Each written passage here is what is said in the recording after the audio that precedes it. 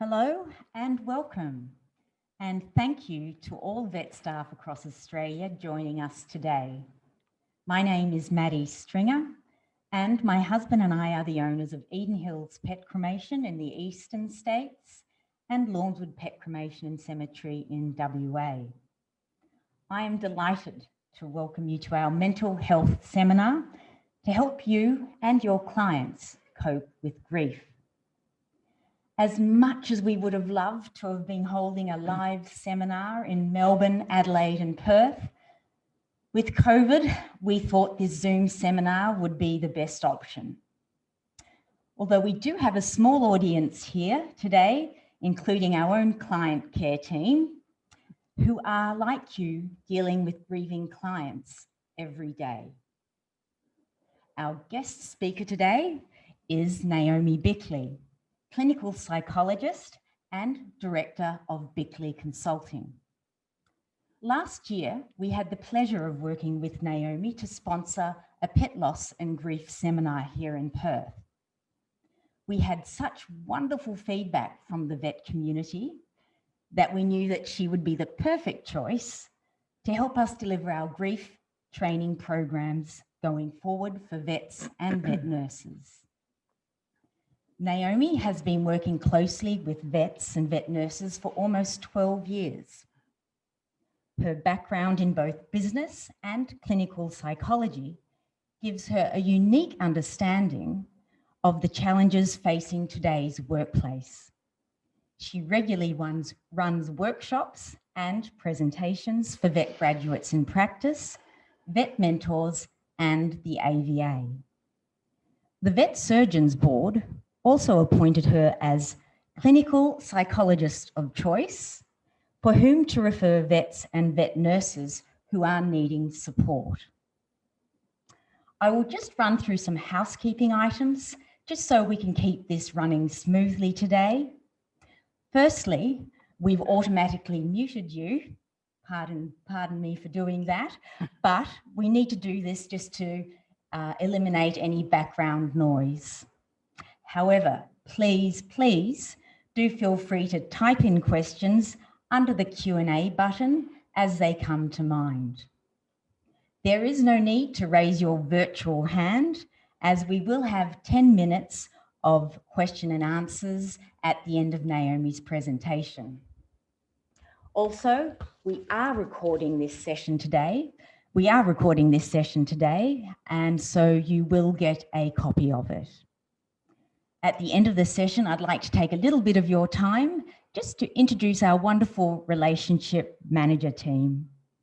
And now I'd like to hand over to Naomi, and thank you for joining us today, and we look forward to hearing from you.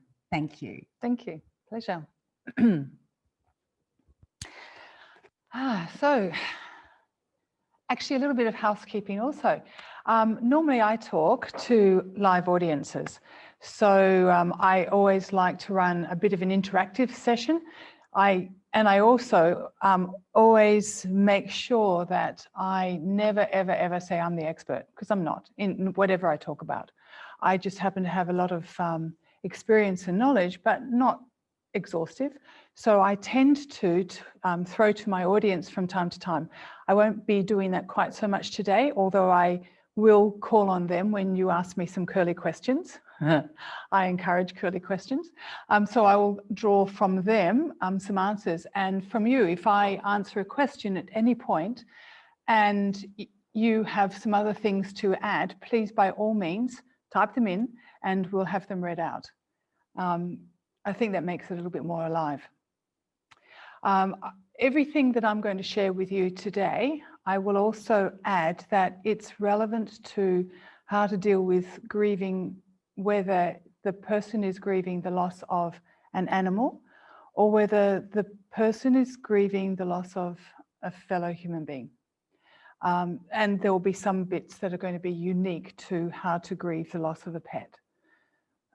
It's particularly relevant today here in Perth for us to be talking about grieving, because I just received an email early this morning from one of your colleagues, a fellow vet around Perth, who said he'd just attended a funeral of one of your peers here in Perth, and it's had a massive ripple effect throughout the whole community, not surprisingly at all.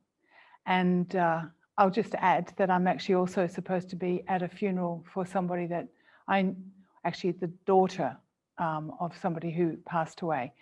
And so I know very much firsthand what it's like to be with somebody who's grieving. In this instance, it's a human being.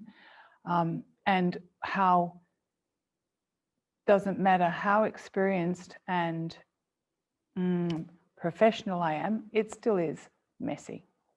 It still is uncomfortable. So with that in mind, let's just get started.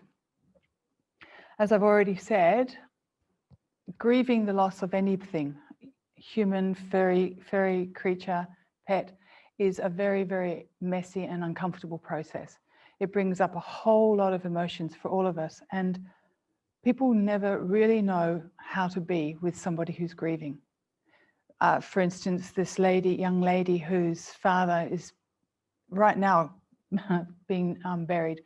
A week or two ago, I just thought, what do I do? Words are inadequate when somebody passes away, or when your furry animal passes away. There's just nothing, and nothing comes to mind to say, what do I say to this person? And all I could say was, I am so sorry. And I actually spoke about what I knew of him, which wasn't a great deal, but it was enough just to say, he was a beautiful, gentle man in every sense of the word. And he will be missed terribly by all of us, and especially by you. And I'm here for you. Now, I'm saying that because it really is an uncomfortable and messy procedure, and no matter what you say, it's okay. Don't think you have to have the magical solution, magical words. Kubler-Ross was fantastic at actually coming up with a wonderful model for us of the 5 stages of grieving. Whilst that's been fantastic to help us to understand that grieving is a process, the unfortunate part of that work that she's done is that now, as a consequence, there is a great misconception in our society that grieving is a linear process, and that it comes in nice, neat packages. And it sure as heck doesn't. Grieving is messy. Grieving is non-linear, and we can go backwards and forwards over a messy period of time. It can take days, weeks, very rarely days, I must say, weeks, months, even years for some people. And we can go backwards and forwards in various stages. So whilst it's been useful, her explaining, we've misconstrued it. And I'll actually add a little bit of something to that.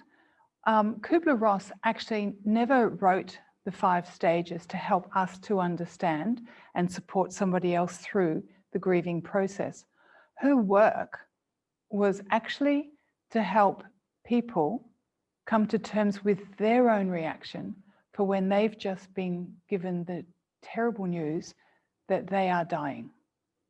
So it was to help them to make sense of the huge roller coaster of emotions that they're confronting. In actual fact, even mentioning that, I remember many, many years ago when I was asked by some doctors and nurses to actually help a lady who had just been told that she had terminal cancer, and it was an inherited form of cancer. So she was extremely angry. She just jumped straight through the denial process, the shock and denial, and gone numb.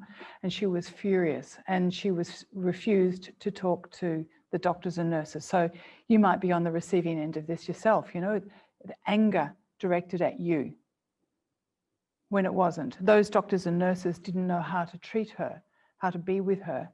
So they just said, Naomi, can you talk to her? And just left her to it. So I had no idea what to do, to tell you the truth. I was just a young psychologist. So I just sat beside her and said, I'm here. And I know it must be really tough, whatever you're going through. I don't understand fully. I had to admit it. I didn't fully understand. I just knew that she was extremely angry, extremely angry. So I said, I'm just going to sit here for as long as you would like me to sit here with you. And we can just sit in silence. I can just hold your hand. I can just gently talk to you, or you can talk. Anything that you need is right for me, with me. And I'm telling you that because that might be what your clients might need, is just to know that you're just there and let them talk. And this lady actually did end up telling me her story. It was devastating. Conversely, you might find somebody who, when they're grieving, they can go through a whole roller coaster of emotions right in front of your very eyes. So they might go from unconsolable sadness and crying to a few minutes later, half an hour later, that they might actually start to be able to sit quietly, maybe even tell a joke or share a funny story about their pet, or think about what they've got to do next. You know, they're supposed to be going out for dinner tonight or anything strange like that. Now, that person has not lost the plot. They're actually doing what is the normal part of the grieving process. A little bit of denial and getting back into normality, and almost sort of a numbness. We call it the numbnut cycle, colloquially amongst my friends and colleagues. Just a little bit of numbness for a bit, and shifting from crying and grieving to just having a joke is actually very normal. It's the brain and the body's way of actually taking a break. We need to take a break to be able to pause and regroup before we can actually handle and cope with the next wave of sadness and memories and tears. So don't sit there and think, oh my God, they've gone psychotic. They haven't. It's just part of the process. Actually, on that note, it might actually serve to share with you what's going on when somebody's grieving, what's going on up in the brain. Because at that point, the emotion center of the brain's being kicked in. So there's a lot of cortisol rushing through the brain. And so a person is going into either fight, flight, or freeze. And each of those fight, flight, or freeze, they might not stay in one of those for a full length of time. They might move backwards and forwards between fight and freeze and flight. So what that might look like when they're in front of you is that they might either, as I've already alluded to, be really angry. They might start yelling at you, blaming you. They might just start worrying about a whole lot of other things, getting really anxious and sad. Or they might just be numb, just shut down. All of it is okay.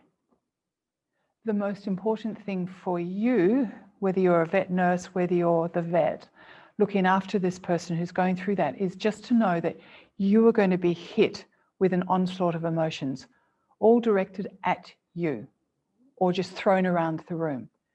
And it's very normal and very natural to feel, especially if it's anger, to feel under attack, and therefore to go into your own normal way of reacting. So you might want to you might automatically go into fight, flight, freeze yourself. The key is don't. We have to look after ourselves. We have to be able to just take a step back and manage your own emotions and learn how to not take anything that's going on in that room personally. None of it is. At that point, when the emotion center of that person's brain is just going off, then they've lost that rational part of their brain. Temporarily, I might add. They will come back to being normal at some point.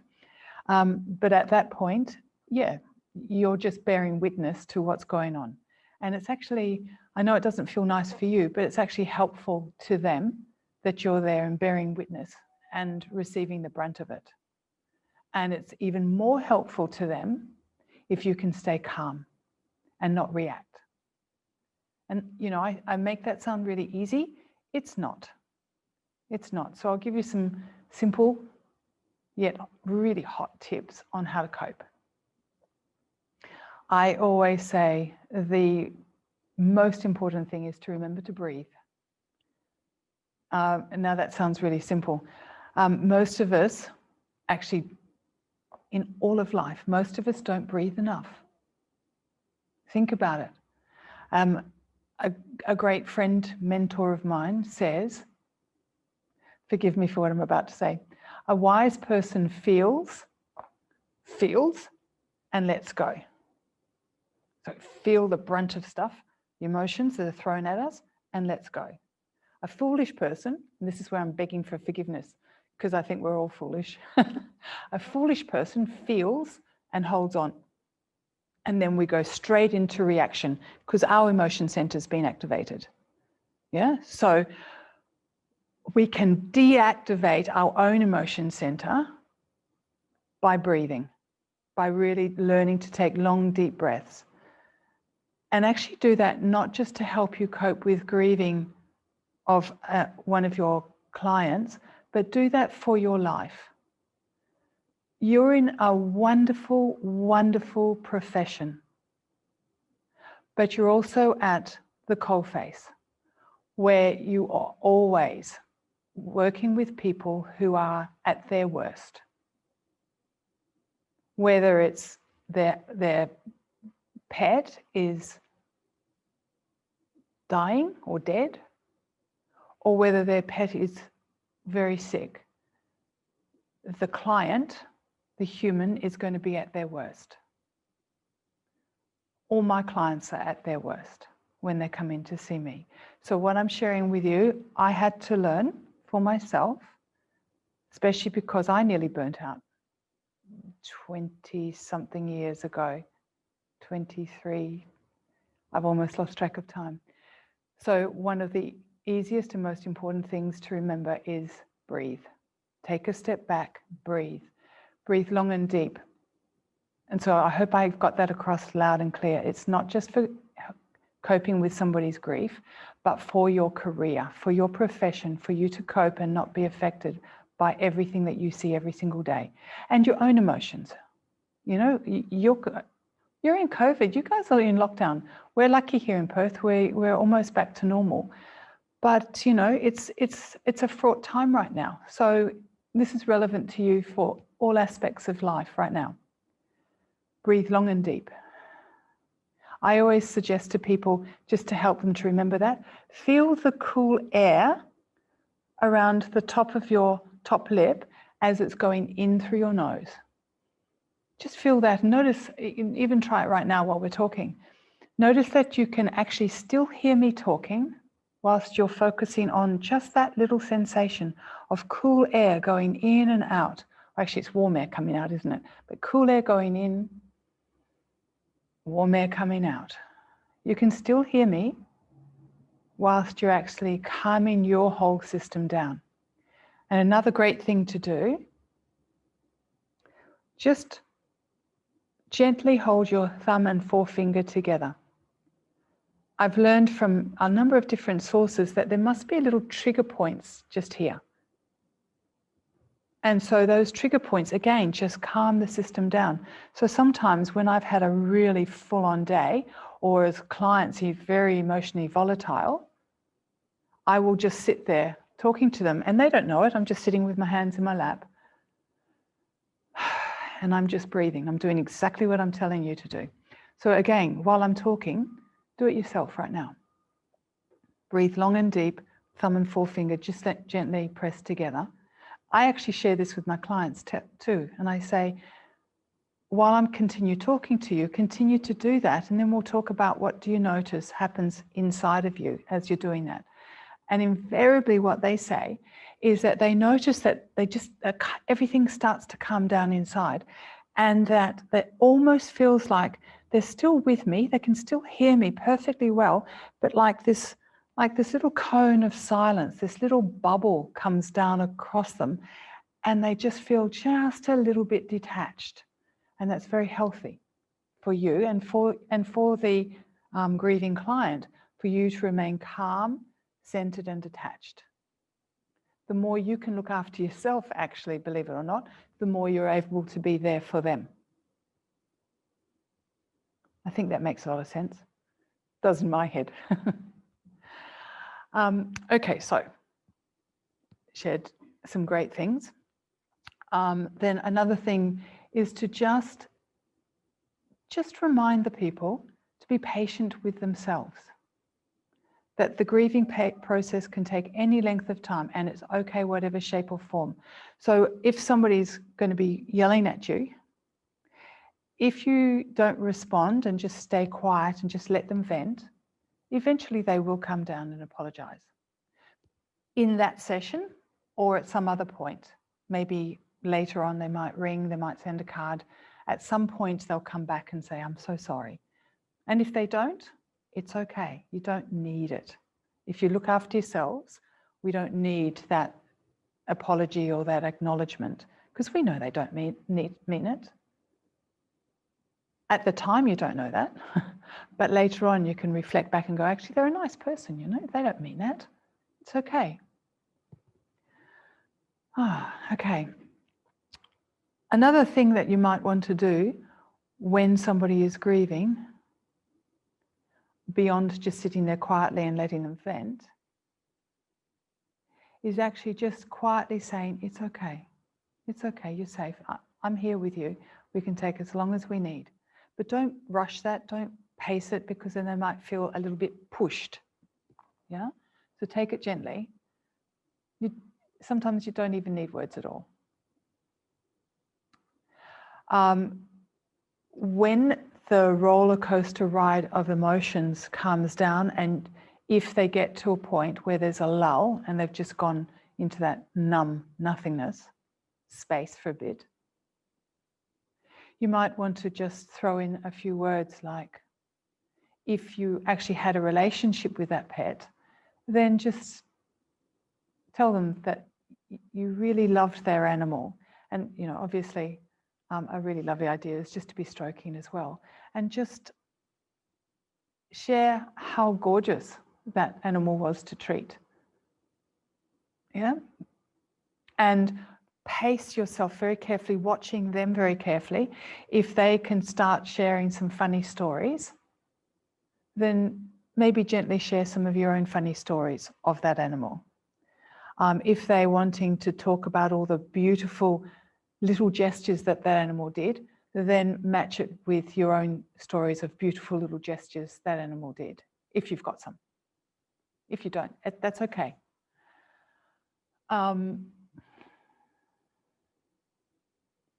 Also, perhaps suggest and remind them things they know, you know, that these emotions will pass with time. That however long it takes is however long it takes, and it's all perfectly okay. Yeah? A few other things that you might want to do is remind them to actually perhaps get some photographs of their pet out. I'm sure everybody's got photographs. I'm the owner. No, I'm not. I'm the auntie of a furry animal, a dog.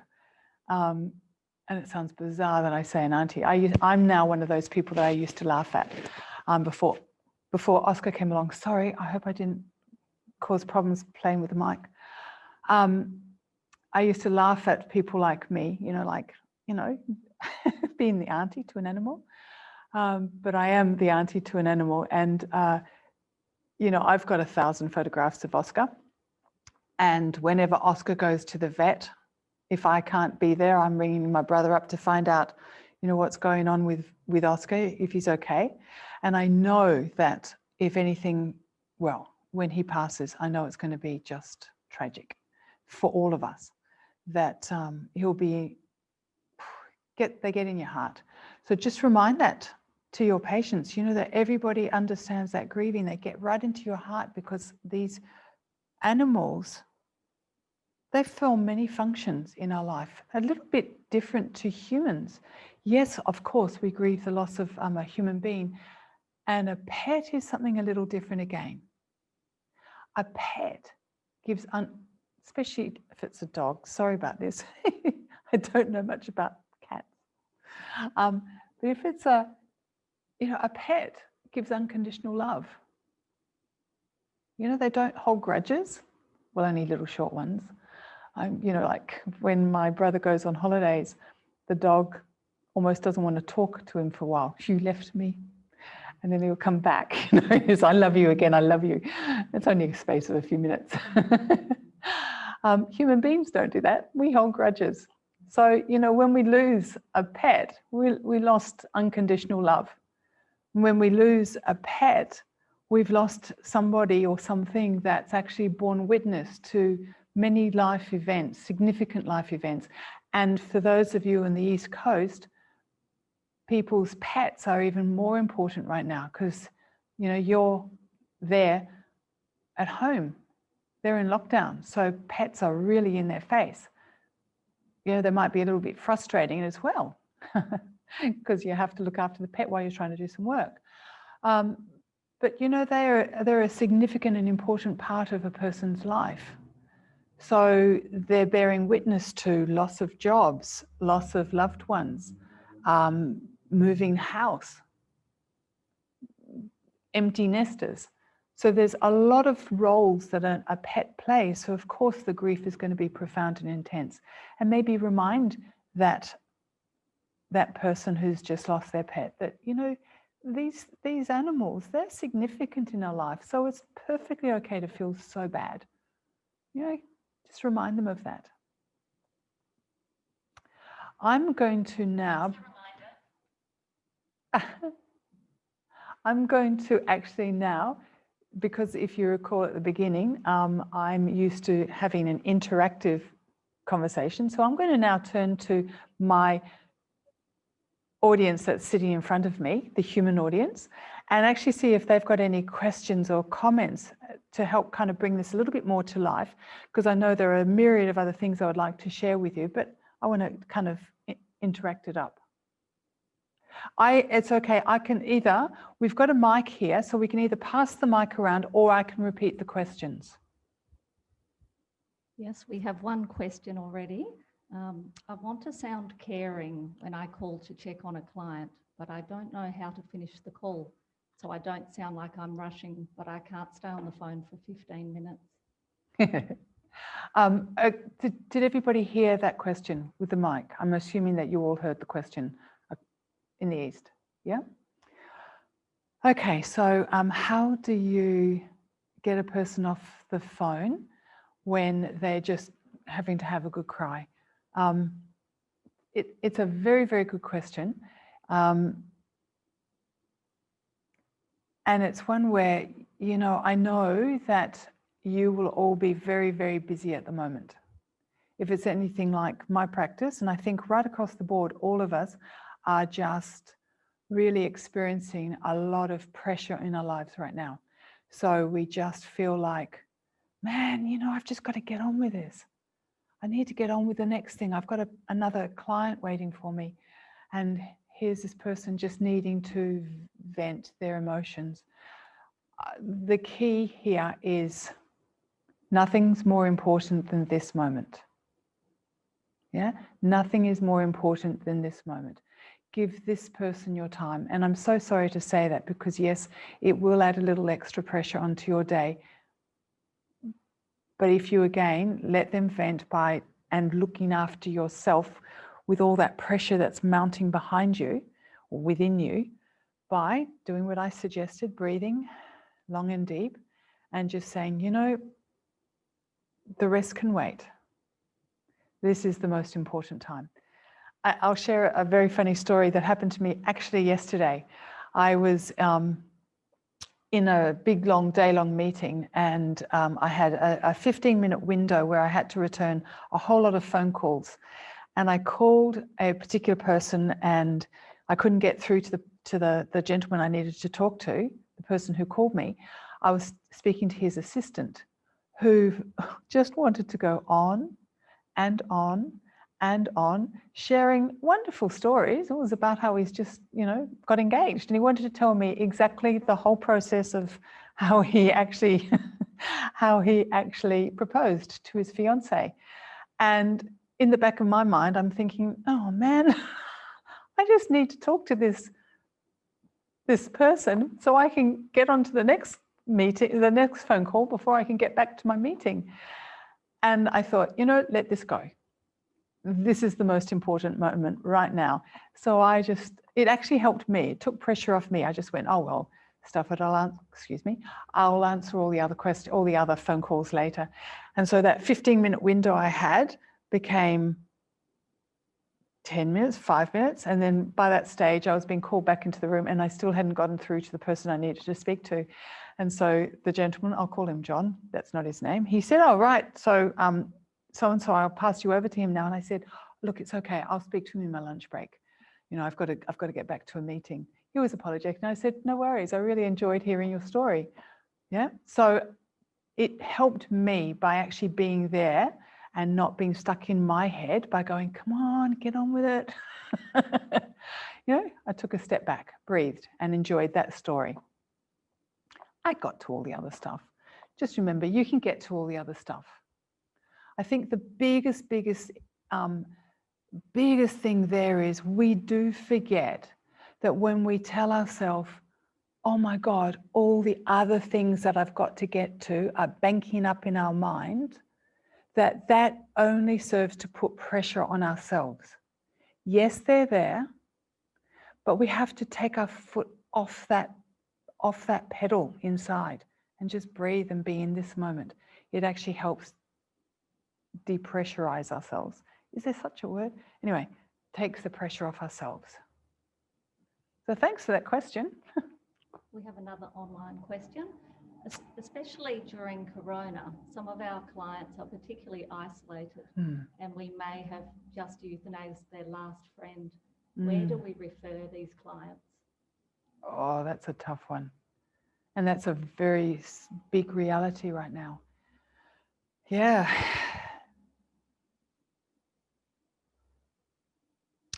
There are a lot of online sources people can go to, Lifeline, etc., etc., etc.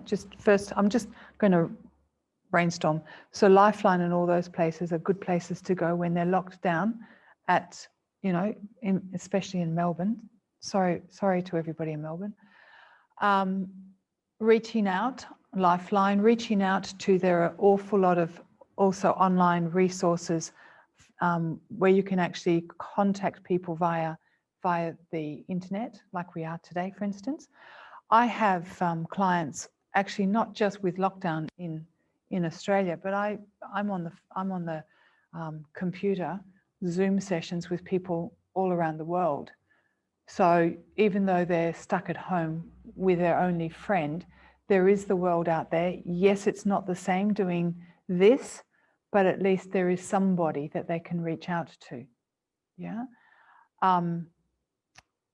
Maybe even speaking to a neighbour whilst maintaining that social distancing might be something that you can do. I know that our hosts, Edenhills and over Eastern here, Lawnswood, that they offer services as well. I don't know whether you offer those services online. I'm sure that, I'm going to actually call to my audience. Are those services online where you can actually talk to people? Here in Western Australia, in Perth, we have a monthly grief counselling session. Yep.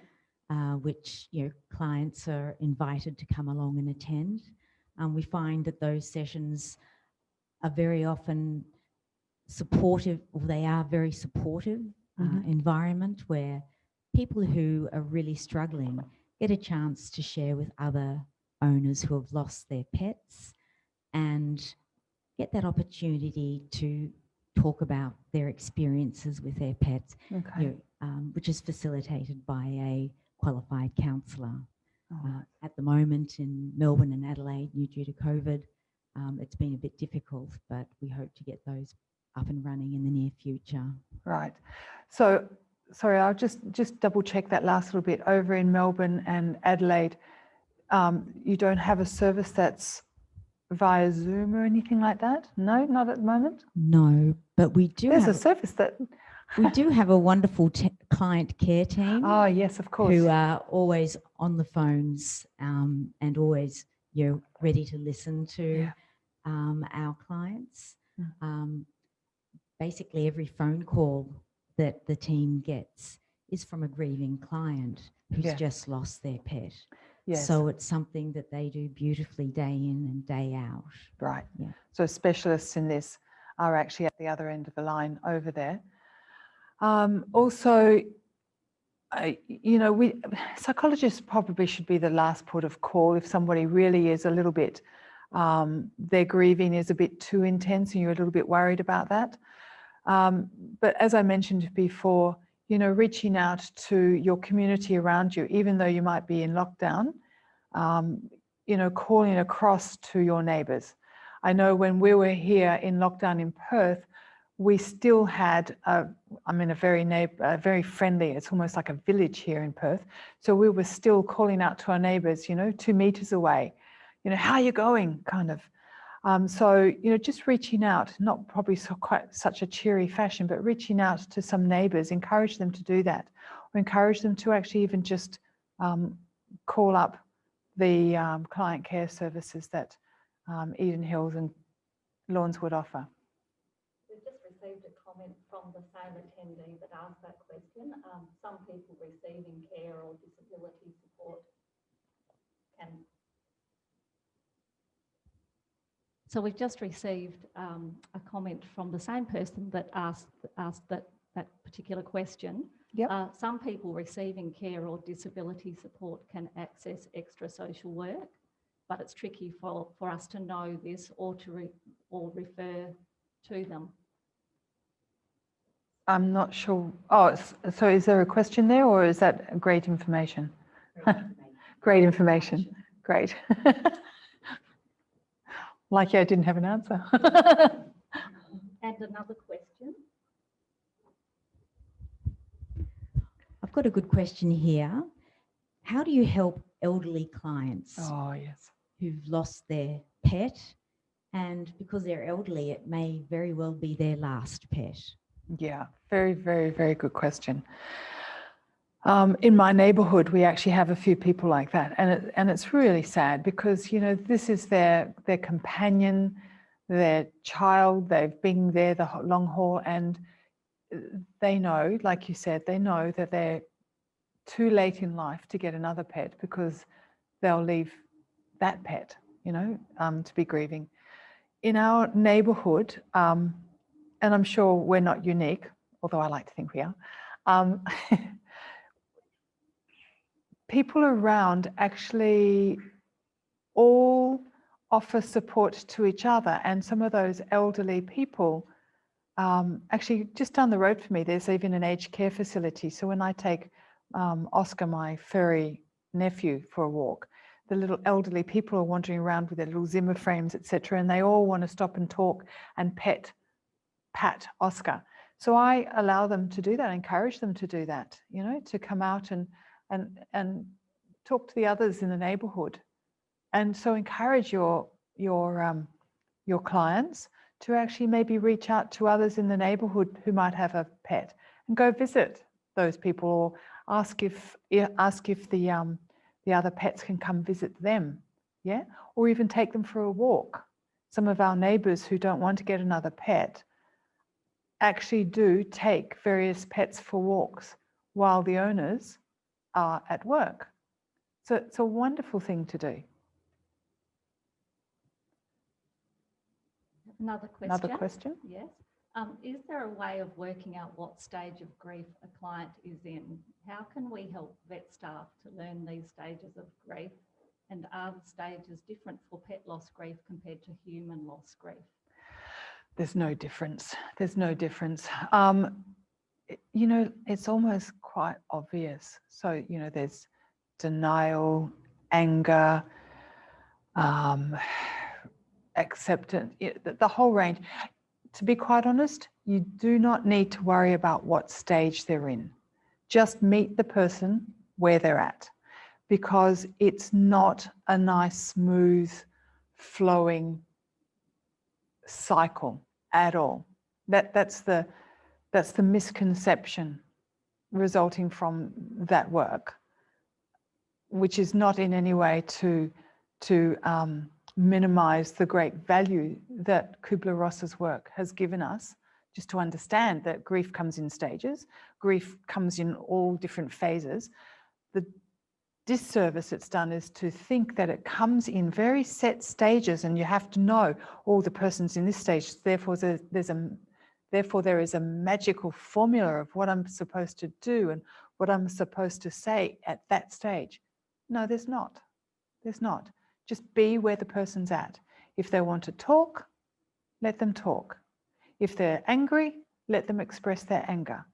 If they just want to cry, let them cry. If they want to change the subject and talk about all this other stuff, let them change the subject and talk about everything else, where they're going out tonight, or, you know, tell a joke or something. Just the key is completely to meet the person with where they're at that point.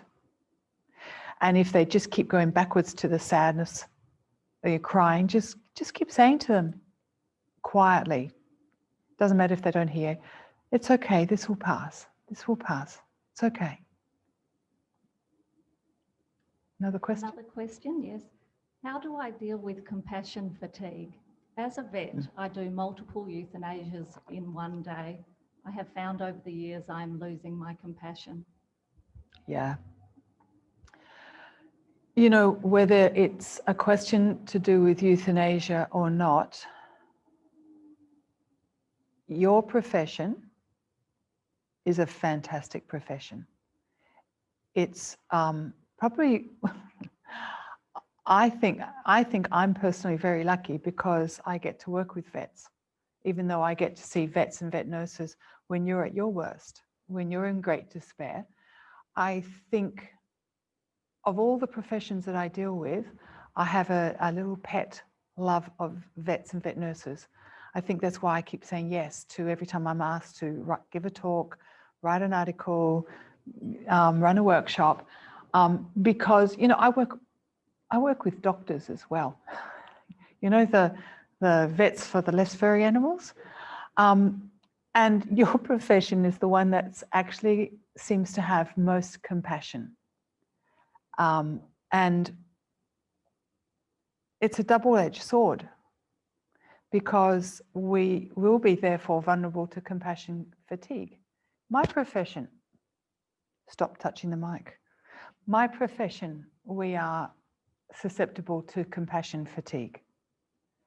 In my profession, strangely enough, they never teach us about that. They never teach us how to look after ourselves. So what you're actually, this question is really big. It's actually about how to look after yourself. And it's such a critically important topic. This is what I write about all the time at the moment. This is what I talk to vets about, is how to look after yourself, whether it's you're euthanizing or whether it's just being there, doing your job and having to bear the brunt of clients when they're at their worst. How to look after yourself, yeah? As I said before, my profession, nobody ever teaches us that. We certainly don't learn it at university, and certainly even though we have 2 years of supervision post our master's degree, and you'd think that that would come up in, you know, psychologist self-care, it doesn't come up. The meeting I was at yesterday, in fact, these were, a lot of the people at the meeting were relatively young in their career, and they were all saying, we never, ever talk about what's going on inside of ourselves when we hear all these terrible stories. And we hear some pretty terrible stories. Nobody ever talks about what impact does it have on us. In fact, I'll share everybody's going to have to forgive me for this. This is a rather crude story, and it's a very true story. This is the level of compassion that my profession offers to us. So I was working at a large hospital, and I was actually asked to work with that patient, I think I mentioned, who had just come to terms with that she was dying. And she told me her story, which was just horrible. It was a inherited form of cancer, and she had been there supporting her mum, who had also died of exactly the same form of cancer. Now she'd been told she's got the same form, she's dying, and she was young. And so her anger was at the world, at God, at her mum, at the doctors, at everybody, because she was there to support her mum going through her own grieving, supporting her mum who's going through pain. And then her mum was on high doses of morphine and hallucinating. And she was horrified at watching her mum hallucinating right to her death. And she thought, and that's going to happen to me. And I don't have a daughter to support me. I don't have anybody to support me, and I'm going to go through this. Now, of course, you're going to be really angry at the world. Anyway, I heard that story and I was just there for her 1000% and walked away shattered. And of course, as always happens, it was a Friday afternoon, a long weekend coming. I got into the lift and headed off back downstairs to my office. And I didn't realize it, but tears were just streaming down my face. And I think I was white. I was just in shock. Yeah. And I went to my supervisor because I was still just, an intern. I went to my supervisor and I just stood in his doorway and he looked at me as he's packing his briefcase, hurriedly trying to get out of his office to head off to his long weekend. And he looked at me and he said, "You look shocking." And I just imparted the story a little bit, just a little mini version of it. I said, "I've just heard the worst story of my life. It was just so tragic." And he still didn't even pause, really. He just kept filling his briefcase. And he said, and this is where you have to forgive me. He said, "Well, what you should do is go home. On your way home, buy a bar of chocolate, buy a bottle of wine, go home, eat the chocolate, drink your wine, and you'll be right." Excellent, thanks. I won't tell you whether I did all of that. Anyway, the long and short is it didn't help. Surprise, surprise. So there's a very long answer to a very short question. I'm so sorry, but it's such an important question. Compassion fatigue comes from we have to learn compassion for ourselves. We have to take care of ourselves all the time, all the time. Learn, I mentioned 23 years ago, I nearly burnt out from a myriad of things, but one of them was compassion fatigue. I actually used to say, I don't feel like I've got anything left to give anymore. And I was pretty close to very depressed. So I had to learn, as I was going through my own nosedive, how to actually get out of this. And my profession, everything I'd learned to help people with depression was not helping me one tiny bit. So thankfully, I was introduced to somebody who helped me to identify what was going on for me and how to actually learn to look after myself. So long story short, I started taking up meditation and I practice that every single day. So I'm up at 5 every morning and I practice a form of writing meditation, just learning how to take a step back and care and value me. First and foremost, value me regardless of what's going on outside. I value me. After I've done that for 15, 30 minutes, it varies, whether I've woken up at 5 or 5:15. I then go and do some exercise. It's looking after me. And then I get on with the day. I have breakfast with a bunch of friends at the gym, and then I get on with the day and we're having laughs the whole time. And during the day, I will always pause and take a step back. I'll go for a quick walk outside when I need it to get some fresh air on my face. And I'll do as I shared with you earlier, breathe long and deep.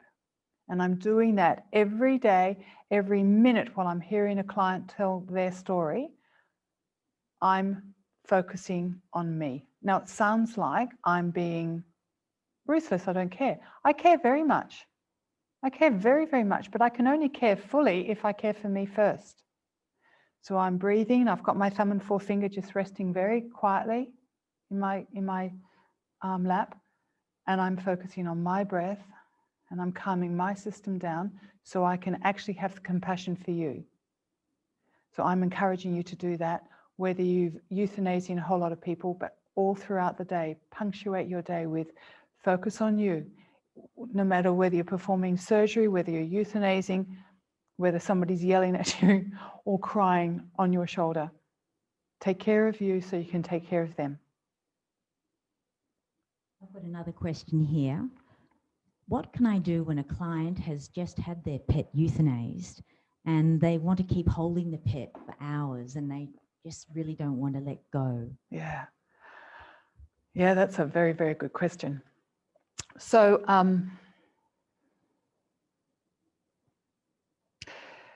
you know, just sitting with that person and just quietly talking with them, stroking them, and then at some point just gently saying, you know, it's time now. It's time for you, for us to let go. I think Lance mentioned this in the webinar earlier today, to just gently say to him, to the person, you know, it's time perhaps to just let go of the past and we'll take care of Fluffy. He, she's in good hands, and just keep stroking the animal and just gently take the animal away. And maybe if you're in lockdown, you probably, pre-lockdown, I would have actually suggested, pre-COVID, I should say, suggest put your arm around the person. We can't do that so much these days, but you know, just that gentle, nurturing, caring, but just your voice, your soft, gentle voice as you just say, you know, it's time now. And maybe, you know, there are others at home that can offer you care. Stay here with us, let us make you a cup of tea. And then gently help them. Now, I'm going to ask people in my live audience if they've got anything they would like to add to that as well, or anybody online, if there's anything else that you would like to add on what you would do in this situation. There was a suggestion at the previous seminar. Yes? About making it a two-person job. So one person takes care of the pet. Yes. Another person takes care of the client. Okay. And avoiding. Oh, thank you. Yes. So I was just reminded that in the previous session, we thought that one great solution is one person to gently remove the pet from the person's hands, whilst there's another person that comes in and offers the comfort and stays with that person. If you can't offer physical comfort with an arm, you know, putting your arm around that person, then that cup of tea or just sitting with them and talking with them quietly. So there's a two-people job. And somebody also mentioned in the previous session that just reminding them that fairly soon the animal is going to start voiding. So maybe it's a nice time to just have that memory of their pet looking like this, not when they start to look a bit untidy. We've just had a suggestion, or a query rather. Would it be a good idea to call the grieving client a week or so after the event to see how they are going? Actually, thank you very much, because that's what I knew there was something I'd forgotten. Absolutely do that. Call them a week later, call them the day later, depending on how that person was going when you were with them when the animal died. Yeah, call them and just say, hey, how you going? What's today like for you? Yeah, and if they're okay, that's fine. I would suggest that they probably didn't pay their bill at the last session, you know, when they were in your vet practice. Don't mention the bill. Even if, you know, I had a client, I think it was on Monday, say to me, I'd like to settle the account. And I said, no, that's okay. We'll sort it out later. Everything in good time. It's not important right now. Right now, what's important is you. How are you going? And she kept insisting, and I just kept saying, honestly, let's just sort everything out in good time. This is your time for you. What's your day like today? What do you need right now? And just keep doing that.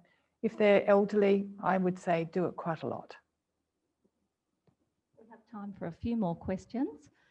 What about dealing with guilt? I notice some clients question if they have made the right decision in regards to euthanasia, for example, or perhaps if they inadvertently contributed to the death of their pet. Inadvertently contributed to that? For example, ran over the pet. Oh, awful, awful, awful. Actually, it reminds me of somebody else who, a dear friend of mine who, their pet, when they were out, found some snail pellets and ate the snail pellets, and so they inadvertently, they blamed themselves for their animal dying, and so it was many years before that friend of mine was actually willing to think about having another dog, because he just couldn't get over the guilt for a long, long time. So it's a very real problem, issue, reality. There's two parts to this.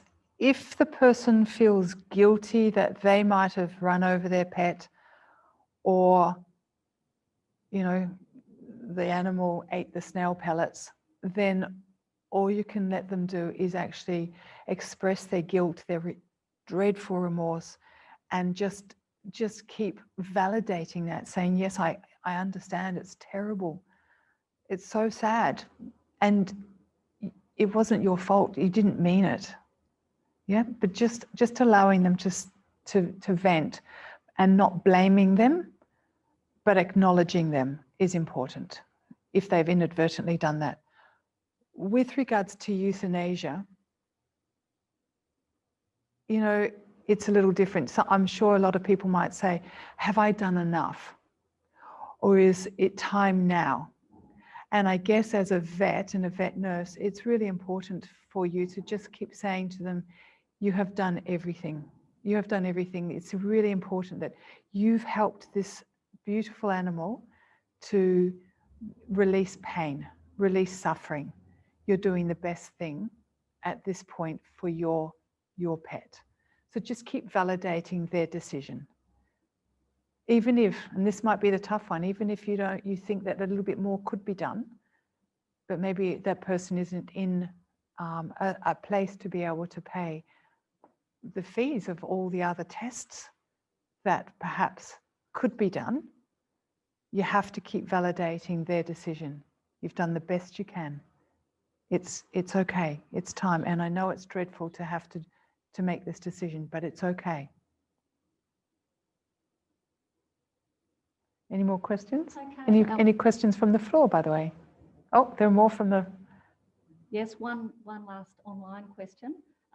As a manager, what can I do for staff if they are showing signs of compassion fatigue? Are we best to get them to call such places as Lifeline, or perhaps suggest a day off if the boss allows it?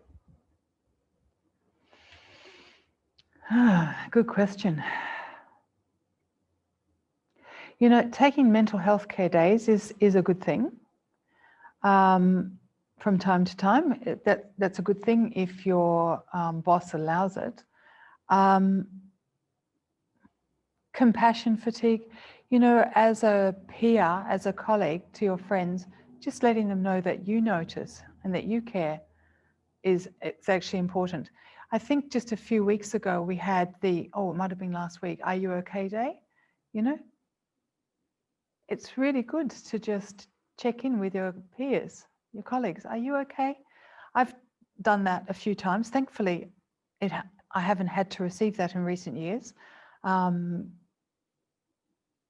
Maybe because I haven't had terrible things happen to me in recent years, or maybe it's because of what I do as a daily practice that's helped me. But I've popped in and seen a colleague of mine who's just looking shattered herself. And I've just gone up to her and said, "Here, how are you going?" And just saw that, you know, that person's really flat or just not really responding the way they normally are. They're not being themselves. So I've just shut the door and said, "Are you okay?" And I said, "I'm fine. I don't want to talk about it." I say, "Okay, we don't need to talk about it. Let me give you a hug." And then they just start crying. You say, "It's okay. We don't need to talk. But if you need to talk, I'm here." And then if you're feeling a little bit like out of your comfort zone for that, then do encourage them to go see a psychologist. Do encourage them to reach out to their friends. Yeah? Remind them to look after themselves. We do have one final one. How can we help a client when they question whether the timing of euthanasia was right? For example, was it too soon? Should I have waited a few days or a week until the animal was really ready to pass? Yeah, it's an important question, and I kind of alluded to it a little bit a moment ago, that you know, the person has made a decision. So you know, this is regardless of whether it's about euthanasia or not. I often say to clients, because we are so not good at forgiving ourselves about anything. So I always say to people, you know what, the most important thing is you've made a decision, and you made the best decision with what you had at that time. You need to forgive yourself and know that you're making the best decision right now. You've let, and in this instance, you've let your beautiful animal end their suffering. That's the best decision. That's the best decision. Just gently, slowly, quietly, just keep reiterating. Most importantly, just keep reminding everybody, you're doing the best. We are all doing the best we can right now with what we have. Whatever decision you've made is absolutely right for you and absolutely the right thing for your pet right now. Yeah? Great. Well, thank you, Naomi. Okay. Thank you. Thank you, everyone. I hope that you all got some little thing out of this that will help you with handling your clients who are dealing with grief. But if I could just take one more moment of your time, I'd love to introduce you to our relationship management team. And they're very important in terms of looking after you, our vet clinics. So firstly, I'd like to introduce you to Rochelle Wilson. Rochelle is our National Relationship Manager, and she's here with her Bindi Sue. Rochelle has a wonderful team who work with her. She has Heather Turley, who is our Relationship Manager in Melbourne, and she's pictured here with her beautiful cat, Zach. We also have in our Melbourne team, Tanya Giovanni, and she's here with her little boy, Sebastian. Very cute. And then in our Adelaide office, we have Rhiannon Stagg, and she's here with her Miley and Moscow. And finally, we have our team in Western Australia, beginning with Cherie Cad. And finally, but not least, Daniel LaRue. So please, at the end of this session, we'd love you to make contact with your relationship manager who can discuss with you our upcoming grief training program. So we look forward to seeing you at those. But finally, I'd like to thank Naomi for a wonderful session. We really appreciate your time today. And we hope you've got something out of today too. Yeah. So thank you and have a great day. Yeah. Thank you, everybody. Bye.